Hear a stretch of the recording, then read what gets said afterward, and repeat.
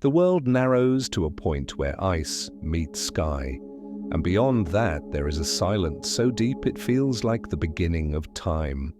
Northeast Greenland lies at the farthest edge of the map, a place where human presence is almost an afterthought. Here there are no roads, no towns, no power lines, only ice, rock, and the movement of weather. The landscape is a polar paradox, a desert made of frozen water, a place where snow is permanent yet rainfall is almost non-existent. Light and darkness divide the year with absolute authority. The sun circles the horizon for months, then disappears entirely, leaving the land to starlight and auroras. In summer the air tastes of salt and cold, in winter it tastes of nothing at all. The wind carries no human voices, only the low moan of glaciers and the occasional crack of sea ice as it heaves against the coast. This is the largest national park on Earth, a protected area of nearly 1 million square kilometers, larger than most countries.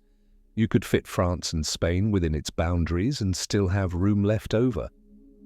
On a map, the park stretches from the long, broken coastline of Greenland's northeast corner into the heart of the ice sheet, a vast white expanse that covers 80% of the park's area. Yet for all this space there are fewer than 4 dozen people here in winter, a handful of researchers, a weather station crew, a military patrol. They live on the coast at isolated outposts, their cabins dwarfed by mountains and icebergs. For days or weeks on end, they may see only the same few faces or none at all. In this ocean of emptiness, dogs outnumber humans. Sled teams are still used by the Sirius Patrol, an elite unit that traverses the park's 16,000 kilometers of shoreline, policing by boat in summer and by dog sled in winter. The climate here is as unforgiving as any on the planet. Even in summer, temperatures rarely climb above the freezing point of water. A day at 5 degrees Celsius feels almost warm. In winter, the thermometer falls past -30, and the cold bites into steel and bone. Precipitation is scarce. The northernmost regions, like Peary Land, receive as little as 25 to 200 millimeters of moisture in a year, making parts of this frozen wilderness as dry as the Sahara. Yet the cold preserves what little falls so that the ground remains locked in permafrost and snow. Because so little snow accumulates, some high Arctic areas were not covered by glaciers during the last ice age. Wind sculpts the powder into ripples and ridges, and on calm days it lies in a smooth crust that shatters like glass underfoot. In summer, the sun swings in a constant circle, never setting, painting endless twilight over the ice. In winter, darkness settles and the sky comes alive with green and purple ribbons of aurora. The geography of this region is a study in extremes. The Greenland Ice Sheet, the largest ice mass in the Northern Hemisphere, covers the interior of the park, its white surface rising gently toward a dome more than 3,000 meters thick. At its margins, the ice fractures into crevasses and seracs, rivers of blue meltwater carving through white. Where the ice meets the sea, outlet glaciers flow down valleys and into deep fjords, carving icebergs the size of office buildings. These fjords, Kong Oskar, Kaiser Franz Josef, Scoresby Sund, cut hundreds of kilometers into the island, their sheer rock walls towering up to 1,300 meters. Sandstone and basalt cliffs reveal layers of ancient seabeds and volcanic eruptions. Some mountains rise straight from the water, dark against the ice, while others sit inland, partly buried by glacial tongues. Peary Land, at the extreme north, is almost entirely ice-free because it is so dry. Mountains here reach nearly 2,000 meters and are worn to knife ridges by wind and frost. With its indented coast and innumerable islands, the park boasts 18,000 kilometers of shoreline, more than the circumference of the Earth's equator. Stand on the deck of a ship in the park's southern fjords, and you feel dwarfed by vertical rock and floating ice. Icebergs drift past in silence, their surfaces carved by wind and water into arches, spires, and smooth domes. Some glow an eerie blue, others are striped with ash from eruptions long gone. When an outlet glacier calves, the sound is explosive, echoing between the cliffs like artillery. A dark line of rock, a medial moraine, snakes down the center of the glacier, marking the boundary between two ancient ice streams. On land, broad valleys open into tundra plains dotted with lakes and braided rivers. In August, the tundra blushes red and orange as dwarf birch and mountain avens put on their brief autumn colors. In winter, these same valleys are swept clean by wind, revealing gravel and bare earth, giving the land the appearance of a brown desert under a pale blue sky. Despite the harshness, life persists in remarkable abundance. Along the coastal fringes roam between 5,000 and 15,000 musk oxen, shaggy survivors from the Pleistocene. They move in small herds, noses close to the ground, digging through snow to reach sedges and lichens. With their long guard hairs and thick underfur, they are built for cold and wind. Polar bears patrol the pack ice, their white fur blending with the floes. In summer, they stalk seals hauled out on ice and driftwood. In winter, they follow cracks in the sea ice, waiting for seals to surface. Walruses haul themselves onto rocky beaches and low ice pans, their whiskered faces turned to the wind. Their tusks carve grooves in the ice as they pull their massive bodies ashore. On land, Arctic foxes and stoats dart across snowfields, their fur shifting from brown to white with the seasons. A small, elusive population of Greenland wolves traverses the park, following musk ox herds. In the water swim narwhals, belugas, and occasionally the giants of the deep, blue whales, their exhalations hanging in the cold air like smoke. Bird life transforms the short Arctic summer into a burst of sound and movement. Snowy owls perch on frost-heaved hummocks, scanning for lemmings.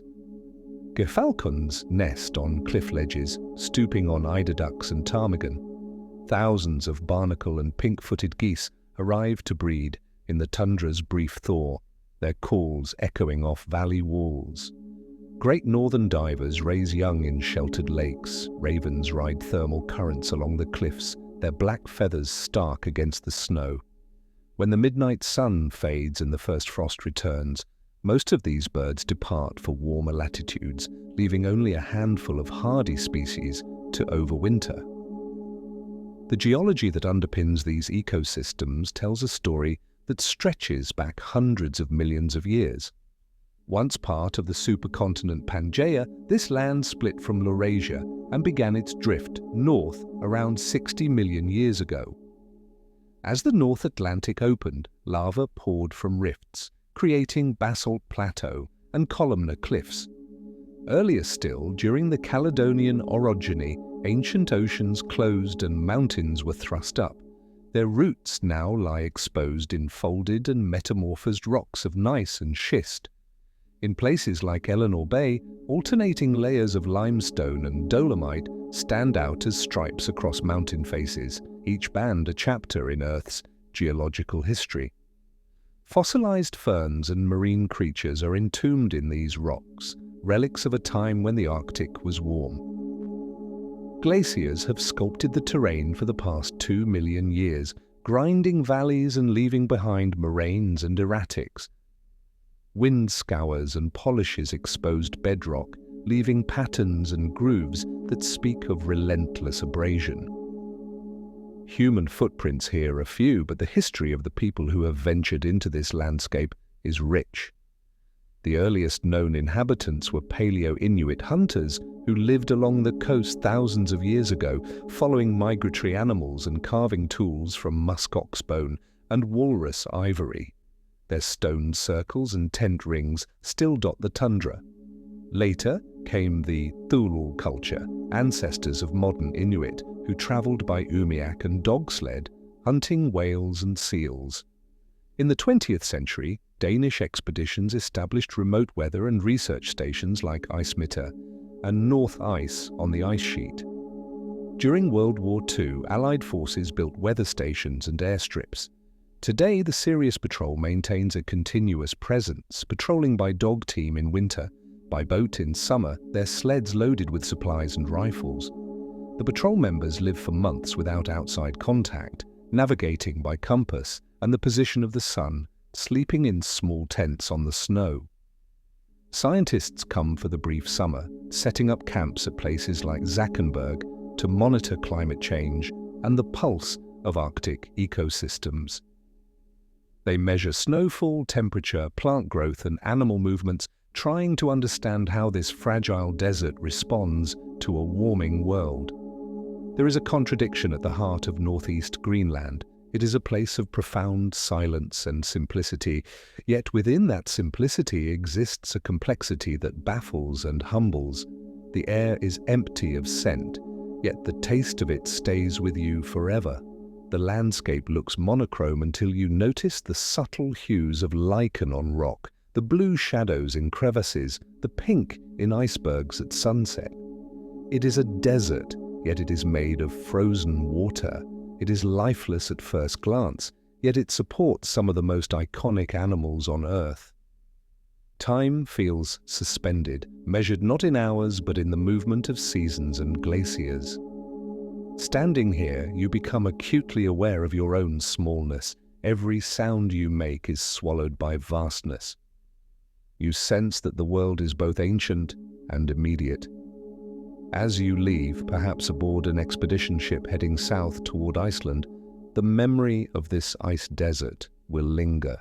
You will remember the glare of sunlight on snow, the deep blue of glacial ice, the echo of a calving glacier.